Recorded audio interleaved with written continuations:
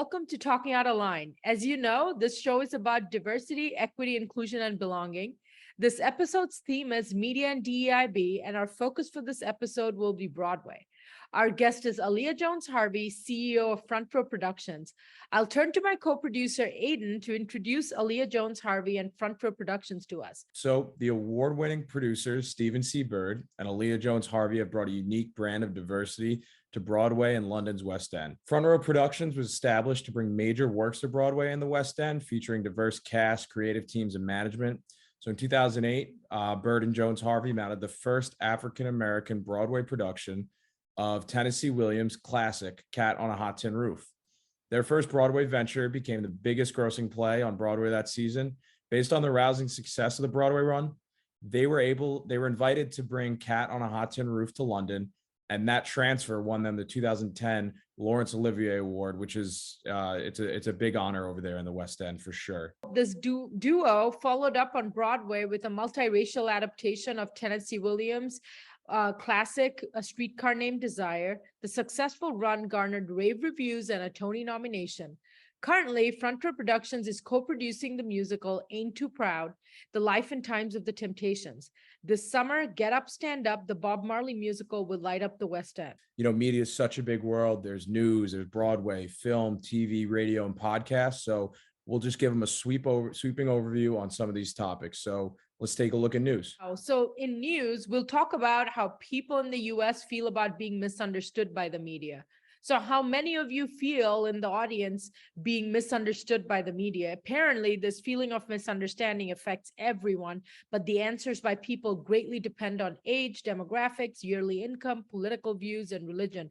Definitely was surprising to me when I was reading through this. No, absolutely. So just check this out, ready? So overall, 59% of Americans believe that news organizations don't quite understand them, while only 37% of Americans feel understood by the media. Is that something you can relate to?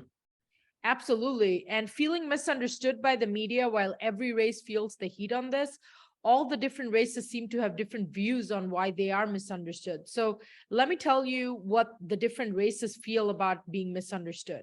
So Black Americans feel the most misunderstood when it comes to the media not understanding their personal characteristics. How many stereotypes have we seen of this in movies and TV shows that we have watched?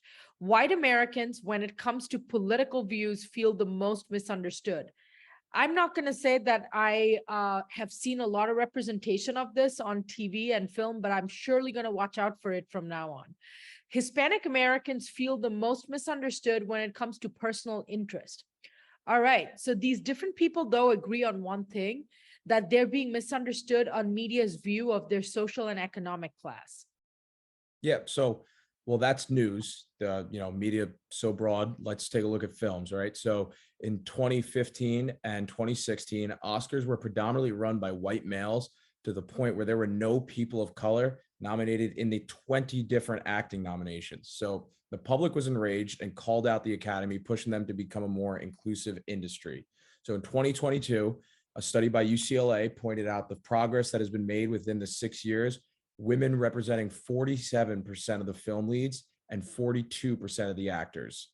Both women and people of color make up about 30% of directors and 32% of screenwriters. The Academy is working on their representation and inclusion standards for the 2024 awards. Only films with either a lead actor from an unrepresented group or at least 30% of the rest of the cast being from 2 or more underrepresented groups will be able to qualify. So there's a lot more work to be done, but I think this is good progress and definitely a step in the right direction. Yeah, sounds like it. And I'm glad that they're putting some parameters on things that they need to do in the industry to make it more diverse. Many directors of blockbuster films have been trying to push for diversity as well in the recent years. I'm sure you guys know of Jordan Peele, who have directed movies such as Get Out and Us, who has been pushing the public to join the conversation on race in each of his films and commenting on how he's completely unafraid to comment on race. We need more of that. Greta Gerwig is the director behind the amazing film Lady Bird. Gerwig has set an example for all female directors in Hollywood pushing for equality. In an interview for Time, she said, "You look forward to the day where it doesn't mean anything. which really refers to her feelings towards how she really doesn't want to be seen as a female director. She merely just wants to be seen as a director who's doing a good job. Yeah, those are two brilliant filmmakers. So again, transitioning, let's go to Broadway. Pre-COVID-19 in 2018 and 19, a study was made on funding of Broadway, revealing how predominantly white institutions received $150 million in funding, while theaters of color received $12.5 million. Out of this, only 21 million come from the government funding. The rest came from private foundations. So white actors took 67.5% of all roles in Broadway. That's kind of crazy, if you ask me. 100% of the artistic directors were white. That's also crazy. 93.8% of all directors in Broadway were all white. It continues. In an interview by CBS News, though, Santiago Hudson spoke about how good it felt that there's more inclusion in Broadway and things are moving in a better direction, and how good it was to see African-American actors and directors finally having a voice in Broadway. I'm very pleased that the theater owners recognize that they have to do something differently, Santiago Hudson said. Diversity is the way things look. Inclusion is an attitude. It's the way things happen. And I would like to add, through my own research, Fadia Nordvit, that I really feel that the next step is belonging, and to create a sense of belonging for African-American actors and other minority actors in a field that is predominantly white like Broadway. And here's the good news, though. 2021 was seen as one of the most diverse years in Broadway, with 7 plays being produced or written by African Americans and makers in the fall season. So it's definitely trending in the right direction. Yes, but while it's trending in the right direction, the inclusion of people of color and different cultural backgrounds is something in the works of changing. It's not quite moving fast enough. COVID helped to start this movement, but there's still a lot more work to do in order to get the change Broadway needs to become a more inclusive community. And here's for our guest on this episode, drum rolls for Aaliyah Jones Harvey from Front Row Productions. And thank you so much for being with us.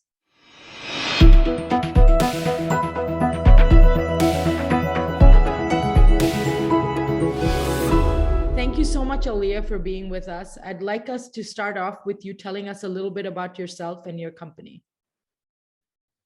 Hello, thank you for having me. I'm excited to be here. I am a Broadway producer with Front Row Productions. I started producing about 15 years ago. My fortuitous moment that happened was a mentor of mine from business school called and asked me if I wanted to join him on an all-Black production of Cat on a Hot Tin Roof, which meant transitioning from the hedge fund space that I'd been in to raising money for theatrical production. So I knew very little about theatrical productions, more about raising money. And so, you know, that was the beginning of our journey that we are still on. Sounds exciting. Switch from hedge fund to Broadway. I wish I can make that switch sometime in my career. Please give us some highlights of your work and your company's work. We would love to know a little bit about sort of what has been your journey, as you said, throughout the years of the 15 years of your production work. Sure. I mean, well, you know, there's nothing like the first time, and the first production was Cat on a Hot Tin Roof. We did an all-Black production of Tennessee Williams' work for the first time on Broadway, and this is back in it took 2 years to put the project together, and then in 2008 it opened on Broadway. It was an amazing production, starring James Earl Jones and Phylicia Rashad and Anika Noni Rose and Terrence Howard. And a full ensemble cast with them. It was the first time that, you know, a classic of Tennessee Williams' work had been done that way. And what we celebrated from that production is that it was the biggest grossing play on Broadway that season. And I think, you know, my producing partner and I stood at the back of the theater pinching ourselves that it went so well. And it was the catalyst for us to keep going. And, you know, following that production, we were invited to London to present there. I remember moving over to London and all of the excitement of, you know, kind of relocating my life for that 12-month period to put up the show in London. And as predicted, the show was as well received in the UK as it was on Broadway, on the West End. It was a show that new audiences were flocking to, which is something that we also experienced on Broadway. We had a study done and 78% of the ticket buyers were new to the West End, which, you know, at the time we thought that this was a phenomenon and something that producers were not necessarily considering. That there were audiences that were hungry for theater, but didn't necessarily see themselves on the stage. And so it was, again, a reason to keep going. And, you know, when we moved on to A Streetcar Named Desire, it was an opportunity to present another one of Tennessee Williams' classic works, in a way that it hadn't been presented before. And even though, you know, Tennessee Williams put notes in his script, like one Mexican man and one Black woman, in our reimagining of the casting for A Streetcar Named Desire, we decided to have it reflect the French Quarter in New Orleans as it is, you know, being one of the most diverse areas of our city, of our country. And so we celebrated the fact that that production was so diverse. It was really, I feel like it was Streetcar the way it should have always been presented, but it was a non-traditionally cast production of A Streetcar Named Desire. We won awards for that production being an example of diversity on Broadway at the time, and this is back in 2012. We went on to do several more classic works with non-traditional casting, including The Trip to Bountiful, starring Cicely Tyson, and she came to Broadway after 30 years to do that production. And it was the first time that she won a Tony Award. And, you know, at the time she was 89 years old. So that was a Hallmark production for me. And then Romeo and Juliet, which was the first interracial casting of Romeo and Juliet on Broadway. And that was starring Orlando Bloom and Condola Rashad. We went on to do a partnership with Cirque du Soleil to bring Paramore to Broadway, which was the first time that Cirque du Soleil was doing a Broadway production. And it was really exciting for us because of the incredible talent in the Cirque du Soleil family. And then having that married with, you know, the storytelling of a Broadway show. And from there, we went on to bring Eclipse to Broadway. Now, Eclipse was so significant for me personally because it was the first time that we were bringing an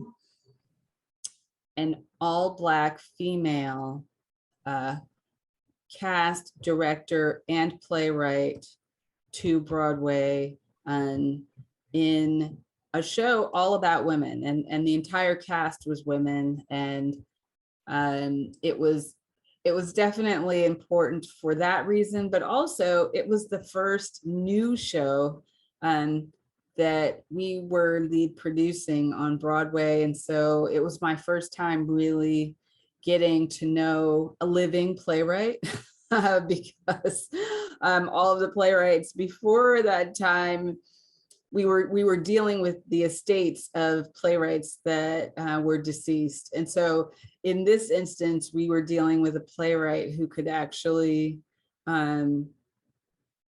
make changes to the script and adapt for being in a bigger theater. We started with a partnership with the Public Theater and working on it in the off-Broadway space before moving it to Broadway. And so that was really a learning experience and an opportunity to understand how plays are developed. And then moving from Eclipsed back into the revival space, Iceman Cometh with Denzel Washington and George C. Wolfe directing.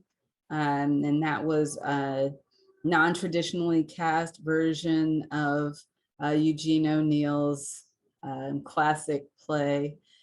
And from there, we moved to a new work, American Son, that was traditionally cast with Kerry Washington starring in that play. And more recently, Ain't Too Proud, The Life and Times of the Temptations was a new musical that we brought to Broadway. And now it is touring. And then the more recent productions on the West End, including Get Up, Stand Up, the Bob Marley musical, and MJ on Broadway. Quite the whole list of offerings, and it brings to mind so many questions that you have touched upon that I'm sure I and the viewers would like to know more about. So one of the things that you said that really interests me is the thing that you said that Streetcar Named Desire was traditionally supposed to be in a diverse environment, but it just wasn't made like that. And you guys, in a way, like brought out the spirit of how it was meant to be all along. And recently I was going through one of my classes where I was teaching on movies and films and representation. And I was thinking of Notting Hill with Julia Roberts and Hugh Grant. That movie is set in Notting Hill, which is a very, very diverse part of the UK. However, in the movie Notting Hill, the only time you saw, I think the only scene that had a Black character was when they showed a doorman opening a hotel door for Julia Roberts or something like that. So they had sort of taken out the whole spirit and reality of Notting Hill out of the whole movie by whitewashing it. So just generally speaking, how do you guys deal with sort of the questions and around how do we create a reality which in a way is called untraditional? However, if you look at it, for example, like the example of Streetcar Named Desire, you're essentially just showing us how it was meant to be. How do you make sense of that?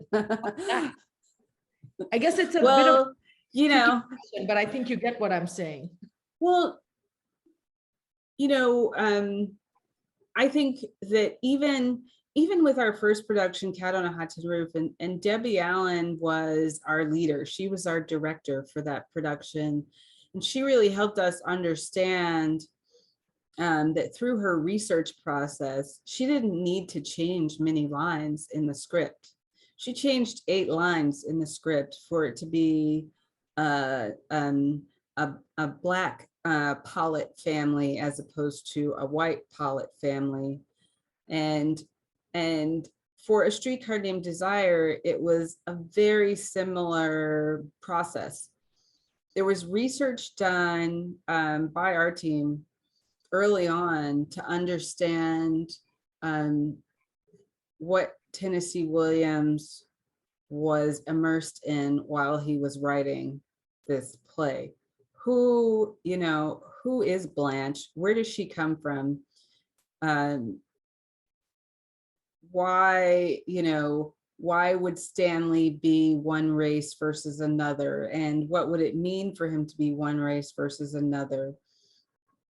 So in each of these instances where non-traditional casting has been employed, we have not done it without paying close attention to authenticity. And so I say that in that Tennessee Williams wrote A Streetcar Named Desire in an apartment that he rented in the French Quarter. He rented the apartment from a Black woman. And not, people don't know that part of the story, but the idea that there were Black people of means in the 40s, in the 50s, during the time period that he was writing and what he was writing about, and that this woman Blanche, who's lost, her family wealth and has come to stay with her sister to recuperate, regenerate. How can we understand that story as African Americans? And so once you trace the lineage of African Americans that were in that position, it becomes very easy to tell the story with those people in mind.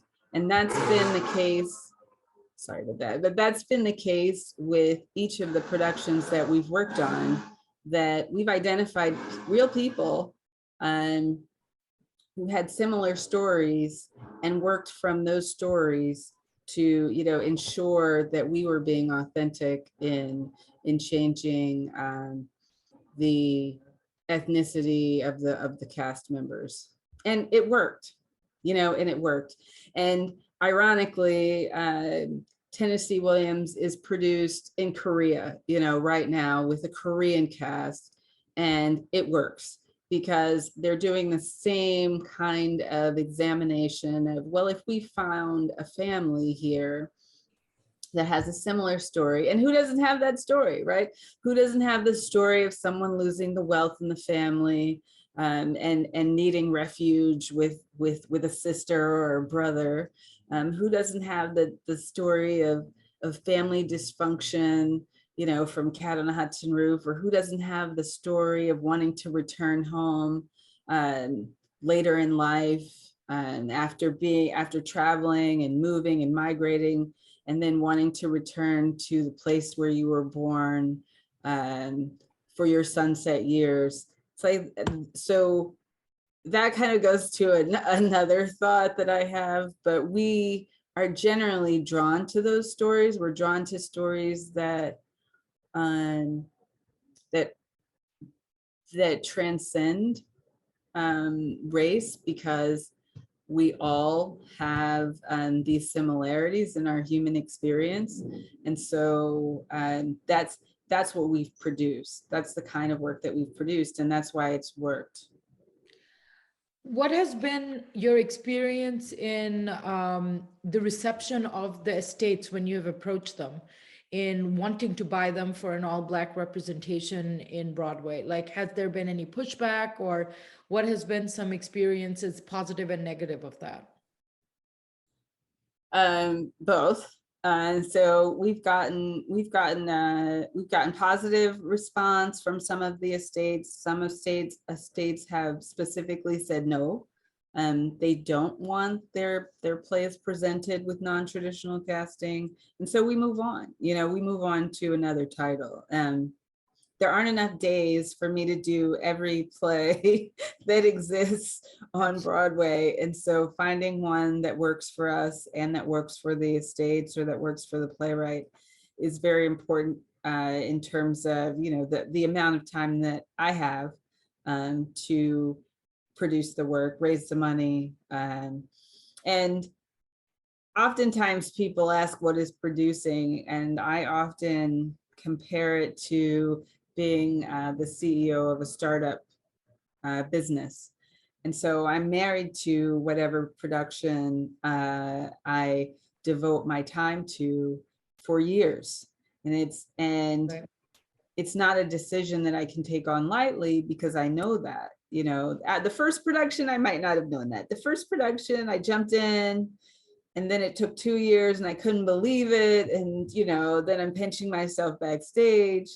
But after that, I knew that, oh, this is a process. I'm going to be living with this story. I'm going to be living with this director. I'm going to be living with these cast members.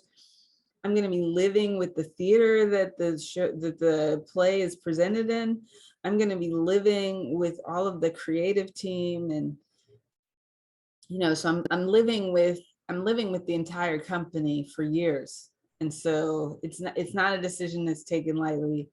But we have gotten pushback, unfortunately, because I feel like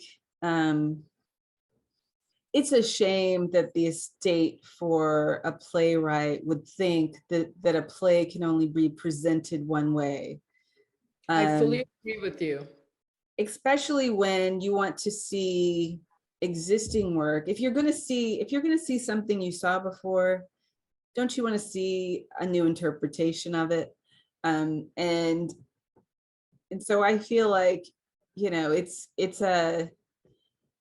a very limited view to think that work shouldn't be explored by people who might not have been traditionally defined as the purveyors of that work. But if it speaks to a group of people, why not let them examine it?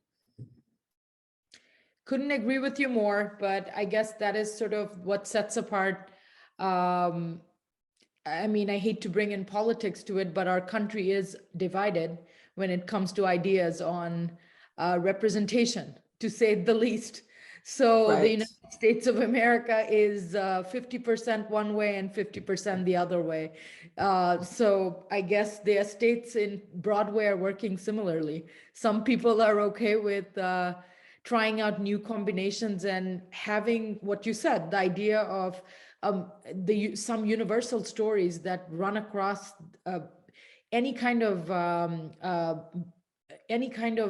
identity. And on the other hand, you have folks who just really want to preserve a one way of storytelling, which I mean, I certainly don't align with that method, because I feel like it does injustice to even the storyteller themselves, because the story could be so much more and it could live on into the different generations, into different communities. There's just so much that could happen with that. But I guess for some people that it just doesn't work like that. So it brings me to a question that from all the journey that I hear of that you're talking about, the audience, I'm sure, would love to know, was this an intentional path that you and your co-producer set out to do work that relates to non-traditional audiences, as you call it, which has a heavy focus on diversity, equity, inclusion, and belonging in a rather exclusionary space which doesn't have a lot of Black representation? So what's your sort of take on that? Did you guys sort of set out to do this, or was it just it happened by chance? Right. Yes, this was our intention. Like when we wrote our mission statement, we wrote our mission statement around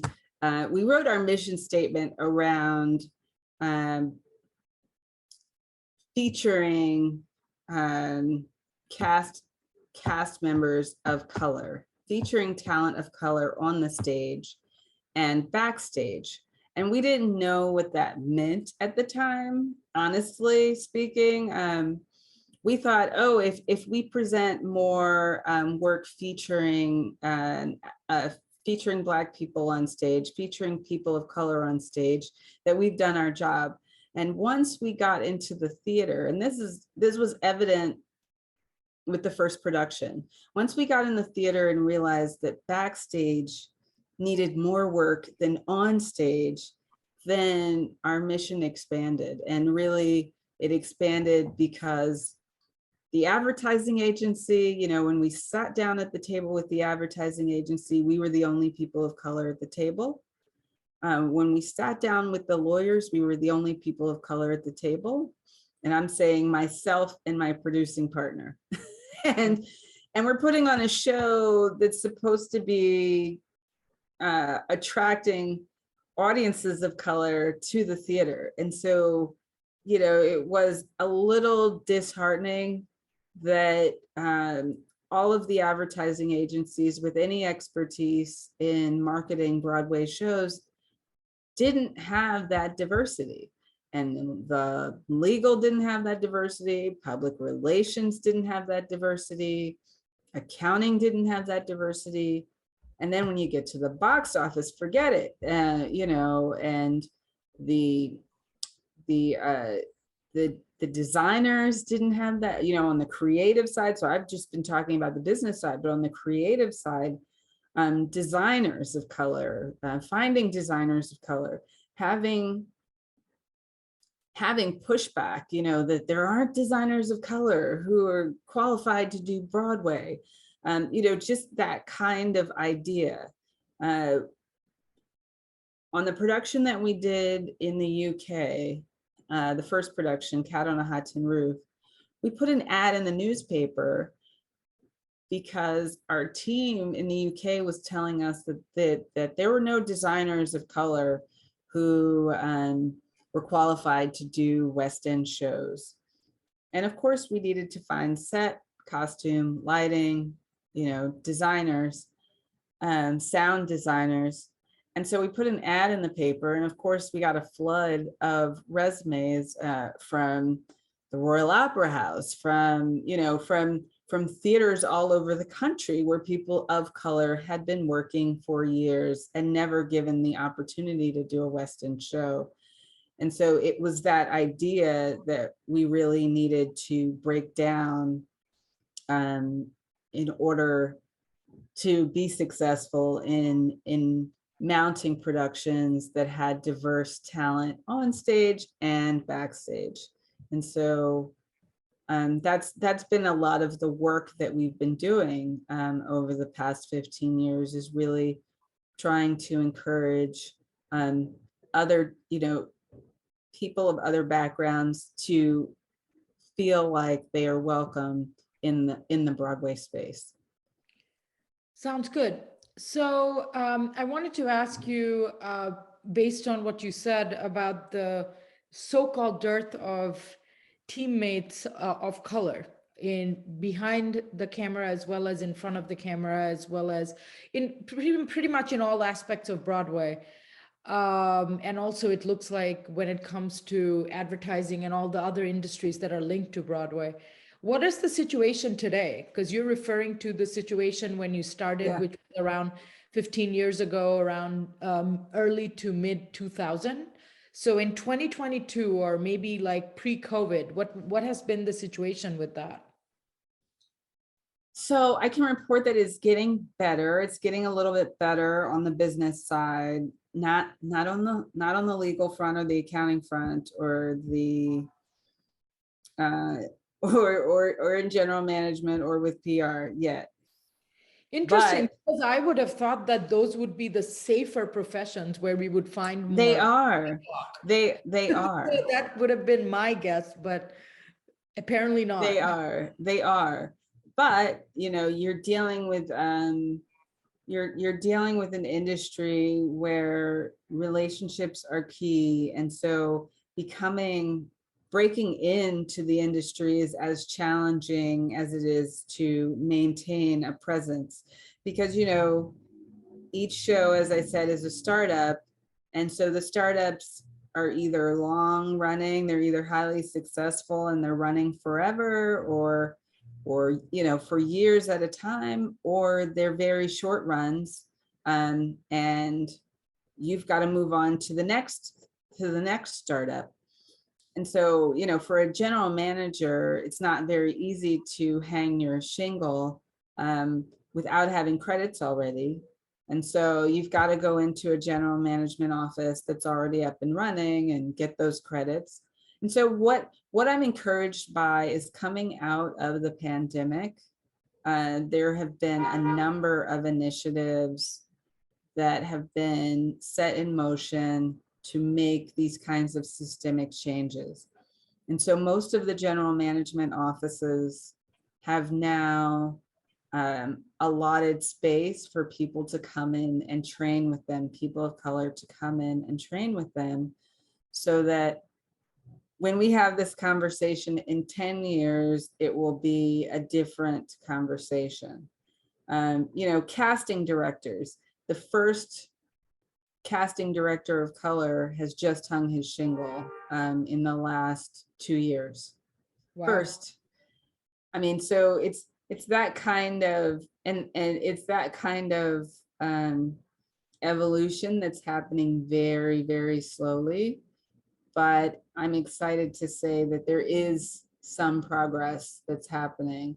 Ultimately, my belief is that we've got to diversify the ranks of producers on Broadway in order to put pressure on the other areas, all the ancillary businesses, because like we came in to Broadway saying we want to see ourselves reflected on the other side of the table, not just on the stage, but in all of these businesses that are benefiting from this show that's on the stage. We want to see ourselves reflected. And so, it started with the advertising firms hiring people of color, and hopefully at some point it evolves to an advertising firm, led by people of color that Right. is successful on Broadway. So that's where, we want to get to, and we have a way to go to get there, but I'm encouraged because we are evolving slowly. Thank you. So we have spoken about overall your background, and tell us a little bit about the unique challenges that you think Broadway faces for specifically around issues of DEIB, diversity, equity, inclusion, and belonging. We know systemically there's lots of overlap, and we will be coming back to that in a little bit. But overall, if someone said specifically something that you feel is there in Broadway, what do you think it would be? So I think it's interesting because Broadway is an industry that prides itself on inclusion. And so we pride ourselves on being the space for people that might be marginalized anywhere else. And so for Broadway to then be challenged, I think was tough for people in the industry to hear, and it's tough to respond to. I think a part of the challenge is that so Broadway is first-class theater, and what the West End is first-class theater. And so oftentimes there's this conversation about qualifications and whether or not there are people that are qualified, that are ready, that can take on this level of expertise. And so, we're doing a lot of work around creating databases of people that are qualified. That's one challenge. Another challenge is that there are a limited number of theater owners that are making decisions about what kind of content is presented on Broadway. And so having them in the conversation about diversity, equity, and inclusion is very important. And I think that the Broadway League has taken a major step and during this time period of us not being on stage to reflect on how we could really impact the industry. So that's also been an encouraging outcome of the shutdown. But those are some of the key challenges. We have a limited amount of venue space that we're even talking about. So the real estate that we're talking about is owned by a group that's been managing it for, years and years one way, and they've been very successful that way. And so convincing them that there is more by including more content has been an interesting dialogue, but they seem to be receptive to it. Well, there is so much statistics and data out there, and I'm happy to provide it to you for you to be in dialogue with these companies on how the bottom line is directly affected by how diverse your content and outreach is. So the more you include, the more moolah you make. So at the very Exactly. at the very least, I feel it doesn't have to be about the bottom line, but if it has to be about, okay, let's see how the figures roll up for making this into a more inclusion oriented space, I feel that there's enough research out there to point at higher profits being generated as a result of creating a more inclusive platform and inclusive. Absolutely. So, and it makes sense. I mean, if you have 41 theaters just in the theater district in New York City, and you're offering people 41 different flavors, basically, exactly. you don't want them to all look the same. You want them to be catering to different types of audiences and different types of tastes and different ethnicities and different affinities, and people that were in the Peace Corps, or people that love comedy, and so you want enough of an offering that you can attract lots of different people to fill up those theaters. And so that's a part of the challenge of creating a good mix of content. And we have this interesting dynamic of presenting to the theater owners, pitching them on our concepts and having them try to make decisions about what a season will include. And so I think that, I think all of this has been healthy conversation. I think that George Floyd and the tragic death of George Floyd and the uprising that happened in around the world really took the theater industry leap years forward in a conversation that had been going on for years. I mean, we've been in the industry for years, and in the last year and a half, exponential difference in how we're having conversations, even about content, about the workplace, about how people are treated in the workplace, about diversifying all of the different agencies and companies, about creating opportunity for people that traditionally weren't welcome or had a more challenging time getting a foot in the door. So it's been quantum leap forward in the last year. So you brought up the word diversity, which is obviously part of this show, but I wanted to focus a little bit about some advice you would want to give newbies who want to break into your industry from any historically marginalized group. And moving beyond diversity, it seems like, Aliyah, you're brave because you came into the industry where you had to fight for an identity and create a stability for yourself that around creating Black narratives that just simply didn't exist and in the Broadway. But how do you go, not only the advice you'd want to give newbies on how do you actually come in and break in, but also what are the things that you think newbies need to do to create inclusion for themselves and belonging for themselves in Broadway, so that they don't feel like, all right, we broke in, we're here we got a break and people don't treat us so well, so we just need to leave because this is not really for us. So what is your advice on that to create diversity, inclusion, and belonging in Broadway for newbies?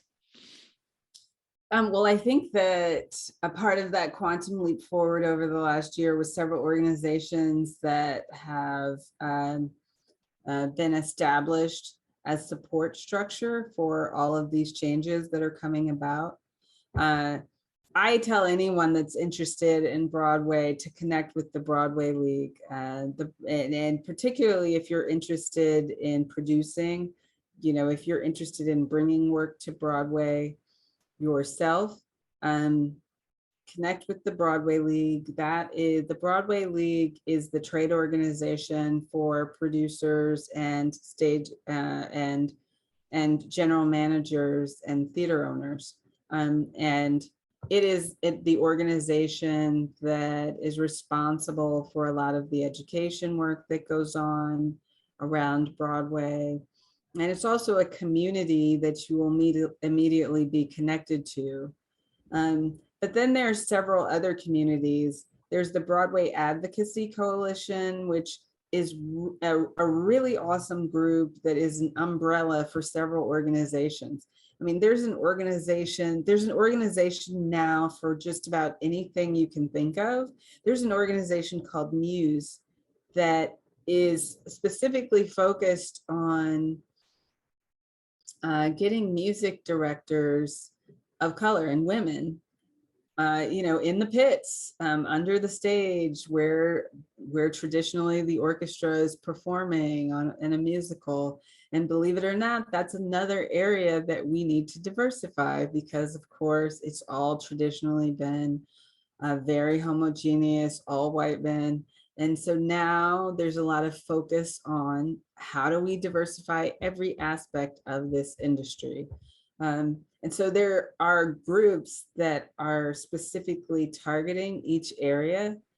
And I would say if you have an interest in any one area, there's a group that is the group you should connect to. Feel free to reach out to me through our website or through, through my social or any method like that you want to use. I'm oftentimes hard to reach, but you can keep doing it, because if you say to me, I'm trying to break in, I can give you advice about where to go. And I'm usually pretty good about doing that. For people that have ideas for shows, they often come to me and say, what should I do next? If there's nothing written on paper, you don't own intellectual property. You've just got an idea. So you've got to be really careful at that stage. And my advice at that point is that you need to start talking to writers. Because ultimately, once you have that intellectual property, once you have something written on the page, then you can secure the rights to produce that on Broadway, to bring that to the stage. And so oftentimes I'm giving that advice to people that are interested in coming to Broadway. I'm saying, okay, let's step back and find a playwright who can help you put that idea on paper. And that'll be the first step. Otherwise, if you are locally interested in theater, there's a theater community around you that you can connect to locally that has a lot of information about what they have experienced. And ultimately you can get information from them about what your next step should be. If you're thinking about theater and you're at the point of deciding about school, there are many schools that are considered to be great places to go to learn the craft and to learn theater management. And I would say in that case, connect to the American Theater Wing. The American Theater Wing has been a resource for students all over the world that have an interest in one day getting to Broadway. And so scholarship programs, grant programs, educational programs, all to help individuals that are thinking about their next step in the theater, and how to elevate their game in the theater. Often the American Theater Wing has been instrumental in making that happen. Thank you. That is very, very specific and generous of you, all of the things that you said. And I'm pretty sure the viewers who are watching this interested in Broadway will be sending along their inquiries. So, I mean, I'm pretty sure of that. And that's one of the things that I've noticed about working with you, that you are so giving with your time and your real commitment to inclusion. And I mean, which makes it absolutely perfect for me to have you as a guest, because just for the viewers, I've been speaking with Aliyah for months now because we are working on a writing project together. And I just wanted to set it out that you have been just incredibly giving with your time and commitment to issues of inclusion and equity and belonging, which has actually been quite baffling to me in the beginning, like how committed you are, because you sit and you patiently talk and you explain things to people in a way that is really not to your benefit, but to the benefit of others. And really, I feel like sometimes we need to do that extra step if we want social change. There's no other way to do it. We have to make that part of the work that we do. And that is what led to the creation of this project for me, because this is one such project where I hope to give a platform to discussing issues across industries on diversity, equity, inclusion, and belonging, and really focusing in on this idea across industries to let people know that there are people who are changing the narrative like you. And the bad news is, we all people who are changing the narrative, also we have to have a commitment beyond our own individual selves to make that change happen, that it's not just about us and us getting ahead individually, but we need to sort of like work for the village, and we have to figure out a strategy where we are working for ourselves and for others at the same time. Any thoughts about what I said? Absolutely. I love that, working for the village. And it is a passion of mine. And I've taught classes in producing. I've done many panel discussions on producing. I encourage people who think that they want to produce first-class theater to contact me, because I can tell you that there are many pitfalls, and I want you to avoid them. And ultimately, my approach to this space is that we are expanding the ocean of opportunity and content that's available to people. And when you bring something to Broadway, you're introducing an audience that then I can share in, as well, ultimately. And so that's why I'm ready for you to come, and replenish the audience that's already been to see a Broadway show, introduce someone new to something that they've never seen before. So I think that there's a lot of opportunity, and so I'm always evangelizing for Broadway. Sounds good. So a couple of questions more. One of them is, who's your audience? I'd be really curious to know. I'm sure the viewers would be really curious to know who comes to watch your shows. Well, that's a good question. Our audience has been wildly different depending on the show, but I would say that we start at an audience of people of color. Generally, those are the first people to grasp on to and adopt whatever it is that we're presenting. And the more traditional audiences, and the reason why I'm saying traditional audiences, and I'll tell you, so when Broadway does studies of what our audiences look like, it's generally 75% Caucasian, and then 25% people of color. And that's been the way it has been year in and year out, even in years where there are more productions of color on the stage. And believe it or not, I mean, we're up to 14 million audience members coming to see Broadway shows on an annual basis. Amazing. But those 14 million are very specific. 40% of that 14 million are New Yorkers. 60% are coming from outside of New York. And that may mean that they're coming in internationally, or that may mean that they're coming from other states in the US, or, you know, and then like 60% of the tickets are purchased by women. We know that most of the buying is done by women, and even when women aren't purchasing, they're often the catalyst for the purchase. They're often the one who's saying we should go see a show, and then following through with getting those tickets purchased for the show. And so we know that as well.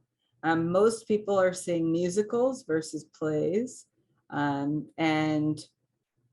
we also know that the audience is somewhere around in the 40 to 60 range.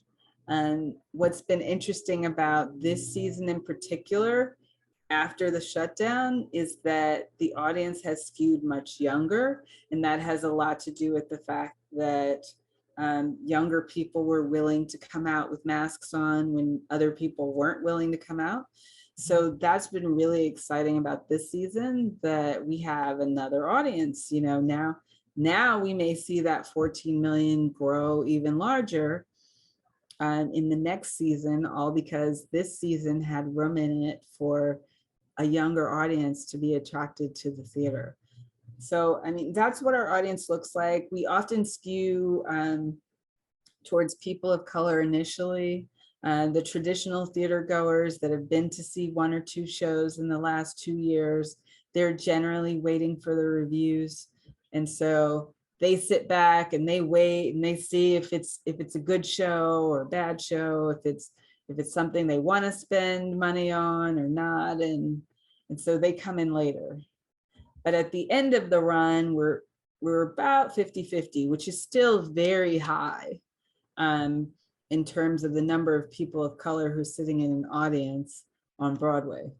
And so we're excited about that. We feel like we're expanding the audience for Broadway just by presenting the kind of work that we're presenting. We're expanding the audience for all of the shows, not just our show.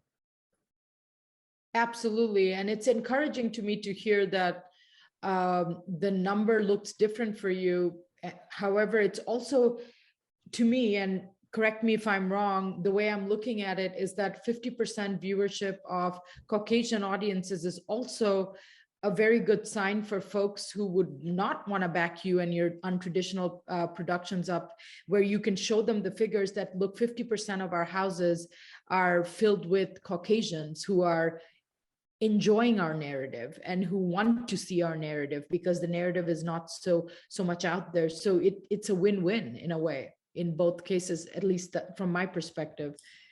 Yeah, and you think about the fact that everybody in the world was looking at stories being told one way. Yep. For 100 years. We were all looking at stories being told one way. And we still went and we still saw it. We still absorbed, we still absorbed all of these stories with a complete white cast, where we knew it wasn't real. We knew it was done in a traditional storytelling method. And so now I think that audiences are just being challenged to reimagine, that they're probably gaining more information with this kind of presentation that just attempts to be a little more authentic than what they saw before. And so it's an opportunity. Yeah, and talking to you makes me sort of reflect in my own profession of being in academia, where us academics are always saying to each other that our profession moves really slowly.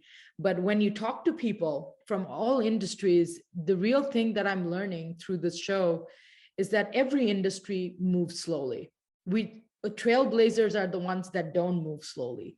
These are the folks that move fast within slow industries. So I think we all need to keep that in mind, since this show covers people from multiple industries, that the more I talk to people, the more I realize everyone is saying the same thing, that our field moves slowly. And I believe you, and I believe me when I say that academia moves slowly. But the people who are, which just points out to the fact that fields can move slowly, but the work that you're doing, the work that I'm doing, and the work that people who want social change are doing, we just need to work at the pace that we do to move through a slow institution. And hopefully it's going to change. And some of it is changing, as you're saying, for the better. And yeah, so it's always interesting to hear that. So what are some of your upcoming projects to leave our viewers with, so that we can follow your work, and where can we go to follow your work, keep in touch, know more about what's going on with Front Row Productions and you? Oh, that's great. I would say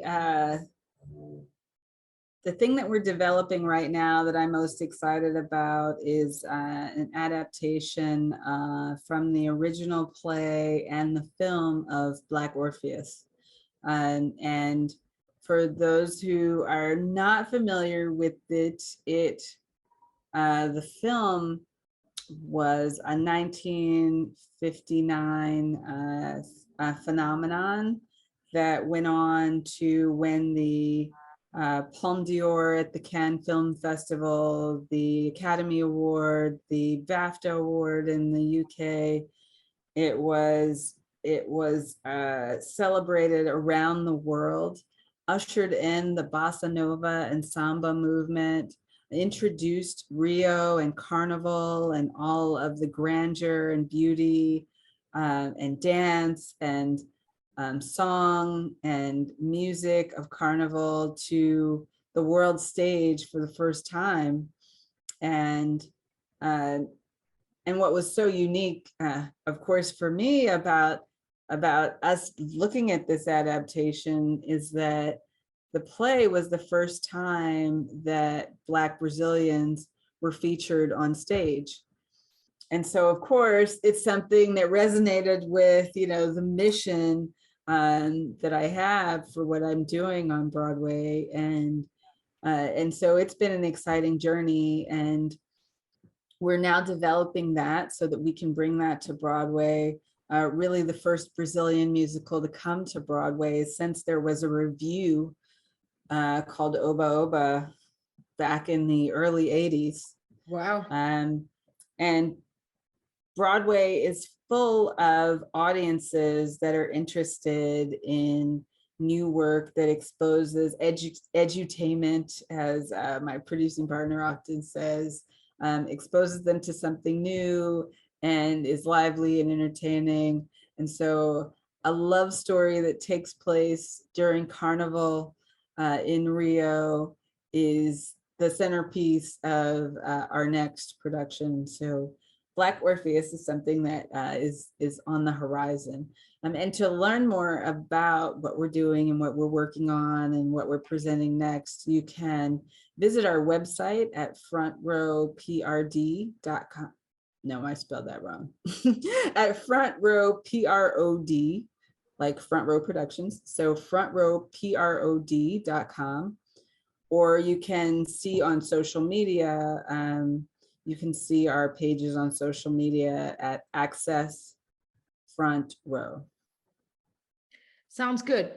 Thank you so much, Aaliyah, to take some time out of your very, very busy schedule and filling us in about the things related to Broadway and inclusion that I feel like every time I talk to you, I feel like I learn so much more about an industry. And It was fascinating to hear about your audience breakdown because it sort of gave me a very different perspective on it. And it was also really, really interesting about the way in which, I've known about your work with the Black Orpheus, but I didn't know specifically historically the significance of it in Brazil and being the first production which featured Black Brazilians. And of course, that would only make sense that Front Row Productions would be bringing that into the Broadway and hopefully the West End audience. So it just goes perfectly well in alignment with your mission. And I wish you guys luck with that. And I will certainly be there to watch it with my family. So thank you again. And yeah, be well. Thank you. Thank you so much for having me. Thank you.